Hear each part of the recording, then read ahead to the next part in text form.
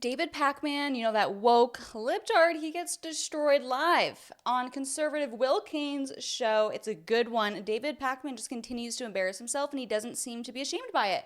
By the way, thank you so much for watching Bring the Asteroid. Make sure you like today's video, subscribe to this channel, subscribe to my personal channel, which is in the description, and we'll get into it. Don't cover up cognitive decline, and when there is cognitive decline, can generate anxiety and more difficulty speaking. So Adderall, Ritalin wouldn't do what you're saying. So you're saying there's no drug that could be hold serving on as a performance enhancer for Joe Biden in these situations. You're jumping ahead. Let me get through it. So Adderall and Ritalin wouldn't do what you're suggesting. So is he suggesting that that's what Biden's taking? So he's actually awake when he's in front of people or in front of a camera? Vigil has a 12 to 15 hour duration. So again, like Byron Donald goes, you can tell because it wears off at the end of an hour. It doesn't work that way. And also Provigil's effect on dementia is 0. So now let me turn it around to you. You tell me the drug. It's weird to say, I think there might be a drug. David, tell me which one it is. You tell me what drug would do what you're suggesting. To be fair, okay, you've done two things there, okay, and we're shifting burdens of proof. But my burden of proof is not. You asserted drugs, and I'm asking you what drugs. I did not. Hold on, walk with me here.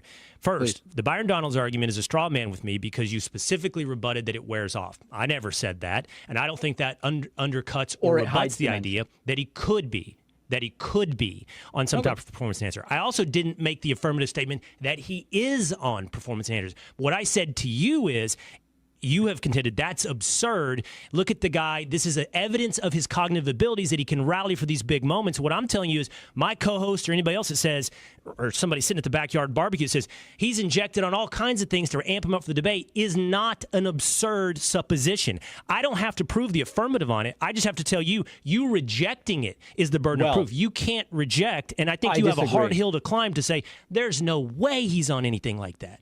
In order to say it's not an absurd suggestion, you have to at least plausibly bring a specific substance known to man that would do what is being alleged, which is it would take someone suffering from cognitive decline who struggles to even understand what he's saying and make them coherent in the way that it is being described. So the burden of proof is on those who say it's plausible to say, here's the list of drugs that could do it.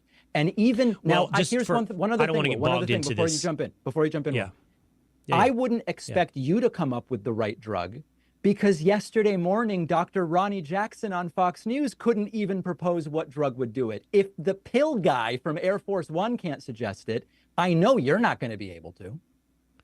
Well, and okay, to be fair, also, just because I'm into the logic of these debates, you rebutted Adderall based upon the premise of Byron Donald's statement that it wears off.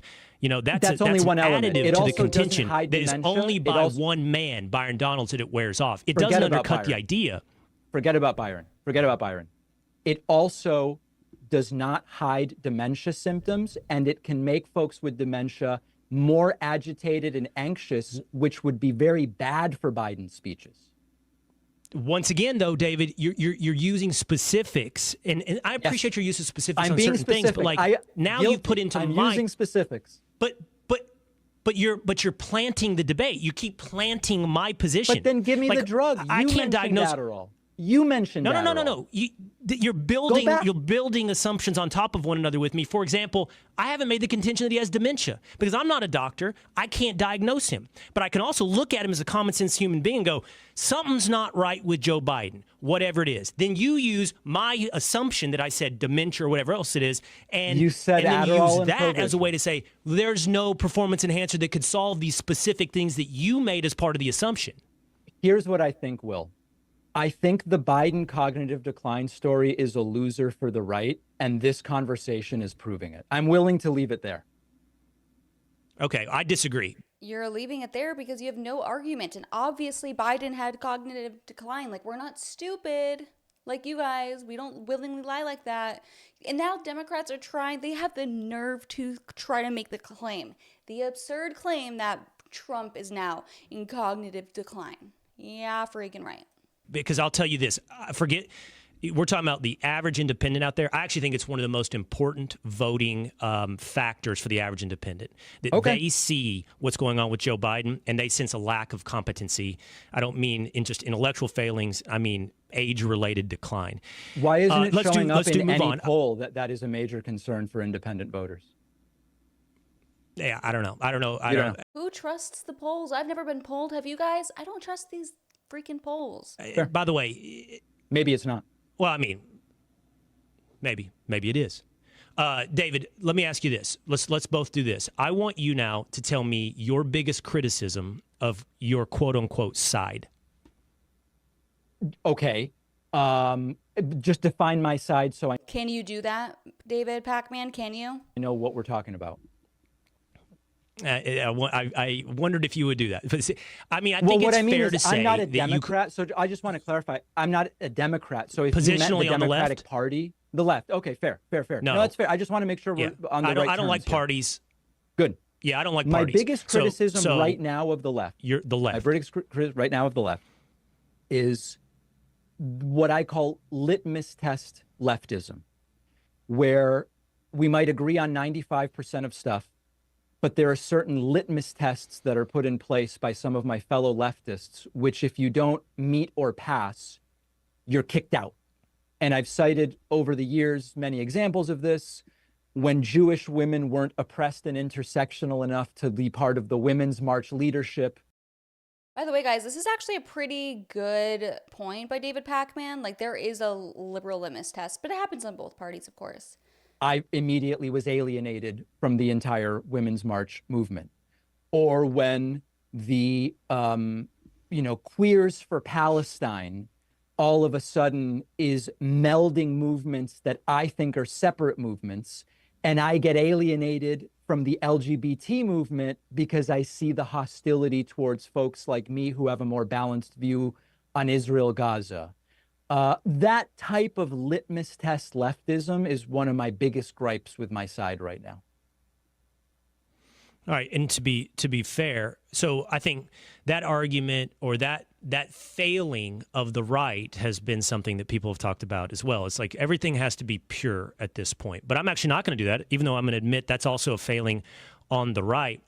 I would say the biggest criticism I have of quote unquote my side is that there's too much playing to the cheap seats, that there is too much, it's cliched to say outrage, right? Clickbait, viral. There's too much emphasis on what political people would say is rallying your base as opposed to winning over independents. To be honest, David, this is one of the things that, for example, I have learned to appreciate about Donald Trump.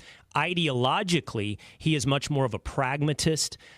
He is much more of a populist and is diverted from partisan politics that you would have seen a decade ago within Republicans. But the idea that everything has to, and look, I mean, you're on YouTube, so we understand how everything has to be destroyed and everything has to be terrifying or whatever it may be. There's too much on the right that is focused on outraging the people that already agree with you.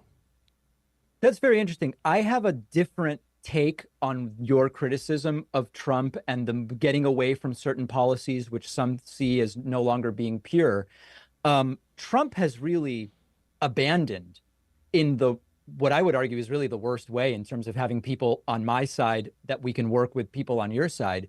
A lot of the really important principles of conservatism from the last 60 years. I mean, just to take one, there was a time where your traditional conservative Republican was not an authoritarian maniac who wanted to stay in power after losing an election, shut down media outlets he doesn't like, weaponize the Justice Department against his political enemies, etc.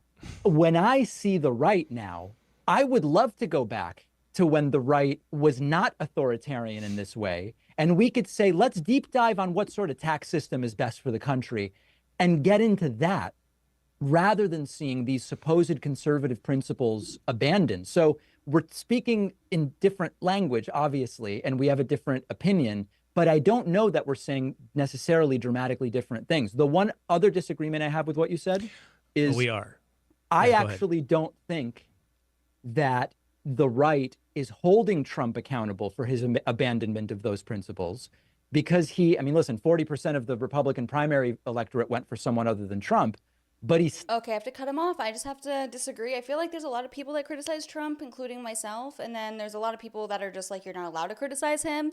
So that's a whole nother conversation, but let me know how you guys thought about today's video. Did you think David Pakman destroyed Will Cain? Obviously not. And if you do, you probably should never watch this channel again. Or actually, hold that thought, keep watching so I can red pill you. Bye.